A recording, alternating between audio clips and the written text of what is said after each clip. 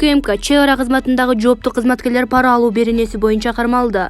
Мамлекеттик чек ара кызматынын кызматкерлеринин коррупциялык ишмердүүлүгүнө УКМК тарабынан бөгөт коюлду. Улуттук коопсуздук мамлекеттик комитетинин маалымат кызматынан достук УНА жолу текшерүүгө алынганын кабарлашат. Өткөрмө пункттун жооптуу кызматкерлери чек ара кызматынан айрым жетекчилердин колдоосунун астында системалуу түрдө чек арадан өтүп жаткандардан, негизинен Өзбекстан жарандарынан жана оор жүк ташуучу унаалардын айдоочуларынан опузалап акча каражаттарын жыйнашканы аныкталды.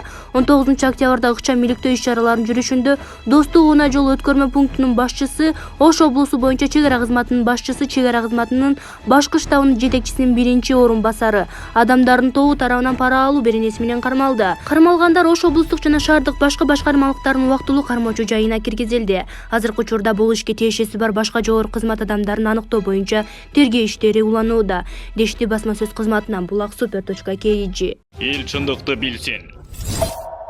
Депутат: жол кырсыктары көбөйүп жатат, жол боюнча мал жайганды токтотуу керек. Депутат Бакирдин Субанбеков жол боюнча мал жайганды токтотуу керектигин айтты. Бул тууралуу бүгүн 20 октябрда жогорку кеңештин жыйынында билдирди. Акыркы күндөрү болуп жаткан жол кырсыгы тууралуу кайрылгым келип жатат. Адамдын өмүрүнөн кымбат эч нерсе жок. Күн сайын жол кырсыгы көп катталып жатат.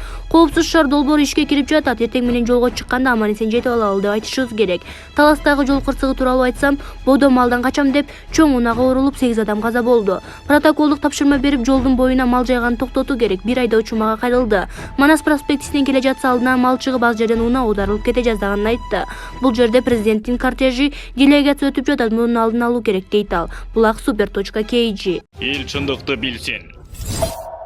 Ирина Карамошкина: Атамбаевден коркуп жатасыңарбы? Жогорку сотко судьяларга эмне болду? Алар эмнеге кайра даттанууга жатпай турган чечимге даттанып жатат? Жогорку кеңештин депутаты Ирина Карамошкина парламенттин жыйынында бүгүн ушундай суроо салды. Ал Крим төбөлү Азиз Батукаевдин иши боюнча мурдагы президент Алмазбек Атамбаевга чыккан өкүм прокурордун сунуштамасы менен жокко чыгарылып, иш кайра карала башталганына нааразы. Кыргызстандын тарыхында мындай болгон эмес, урматтуу төрага. Мындай башаламандык токтотуңуз. Эмнеге 1 жылдан кийин жогорку сот өзүнүн өкүмүн четке кагат? Экс-президент Атамбаевден коркуп жатасыздарбы? Эгер жогорку сот мыйзамдуу чечим деп эсептесе, эмнеге сот ачык өткөн жок? Эмне үчүн жабык эшик артында чечим кабыл алышты деп сурады Карамушкина. Эске салсак, жогорку сот Крим авторитет Азиз Батукаевдин мыйзамсыз бошотулушу боюнча Алмазбек Атамбаевга чыккан өкүмдөрү былтыр 30 ноябрда жокко чыгарып, райондук сотко кайра кароого жөнөткөн. Ага чейин Атамбаев 1-май райондук соту тарабынан 11 жыл 2 айга эркинен ажыратылган. Ал эми мындан 8 күн мурда 12 октябрда жогорку сот Атамбаевди эркинен ажыратуу боюнча мурдагы чечимин кайра калууна келтирип койгон. Булак Назар News KG. Эл чындыкты билсин. Эң оболу Эдил Байсаловдун Бакиев кандай болсо да өлкөбүздүн президенти болгон деп айткан сөзүнөн өзү туура эмес. Эл сынчы элден өтүп ким сынчы дегенде Эдил Байсалов айта турган болсо, бурмалабай туура айтсын. Бакиев кандай болсо да эмес, Бакиевди журт башы биз бала болуп башыбызга жөн чыккандан бери болгон эмес. Ачык эле айтып коюш керек, Союздун убагында 24 жыл өлкө башкарган Усубалиев да Бакиевдей күчтүү эмес эле. Өзбекстандын башчысы Рашидов Союз малында өз өлкөсүнөн санап санына жетпегендей завод, фабрикаларды куруп алган. А бизде эмне бар эле, эстеп көргүлөчү. Бирок деген жери завод, фабрикалар толуп ташып, бар болгон күндө да тиги подкапучник Акаев талкалап бузуп сатып жок кылмак экен. Анын эмнесин айтабыз? Бакиев башка бир мамлекеттин көзүн карабай, эч кимдин акыл сурабай, өлкөнүн ички иштерине башкалардын сасык тумшугун тактырбай, өз алдынча мамлекет башкарган единственный президент болгон. Муну ачык айтыш керек. Эгер Эдил Байсалов Бакиев эл билген трайбалисттин курмандыгы болду десе, анда туура сүйлөгөн болот эле. Андай экенин кантип жашырабыз? Эгер Бакиев чындап эле эл үчүн начар президент болгон болсо, 2010-жылы өлкөнүн бардык региондору көтөрүлүш керек эле да. Андай болсо Бакиев түштүккө да бара албай калыш керек эле. Түштүктө Бакиевдин Анги сарайдагыдай болуп 200-300 жуундукор эмес, миллиондогон эл колдогон. Эсимде, Бакиевди колдоо издешип, алыскы райондордон чыккандарды убактылуу өкмөттүн жолдору тосушуп, Ош Жалалабадка жакындатпай коюшкан. Эмне үчүн 7-апрелде Берлинге туу салып келишкенде батыр деп башыбызга көтөрүп жаткандардын дээрлик бардыгы Бишкектин айлана чөйрөсүнөн болуп калышты. Ушул жөнүндө ойлонушубуз керек.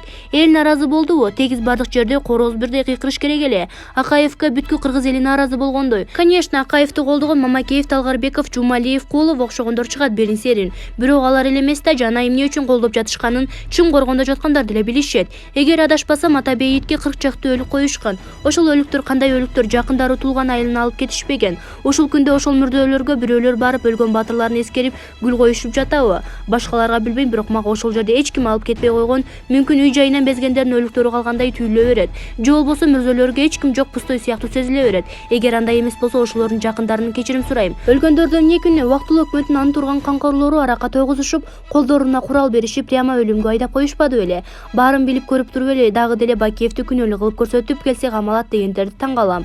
Акаев энеркин өлкөгө келип каалаган жагын басып, атүгүл кайын журтуна чейин салпактап сапар тартып, андан соң чыгып кетти. Эч ким бир сөз айткан жок. Бакиев келет десе башкалар калып бүткүл Кыргызстанды сыйлаган 95 жаштагы Мамакеев Бакиевди атыш керек дейт. Акаев талкалап сазга тыгып бечел кылып кеткен өлкөнү кайрадан бутуна тургузгандыгы үчүн Бакиевди атабызбы? Мугалим врачтардын айлыгы, карылардын пенсиясы бир гана Бакиевдин тушунда 100% көтөрүлгөн үчүн атыш керекпи? ГЭС курганы, жаңы жолдорду салганы үчүнбү? Мектеп балдар бакчаларын тургузганы үчүнбү? Бакиевдин убагында акынанын кандай болоорун көргөнүбүз үчүнбү?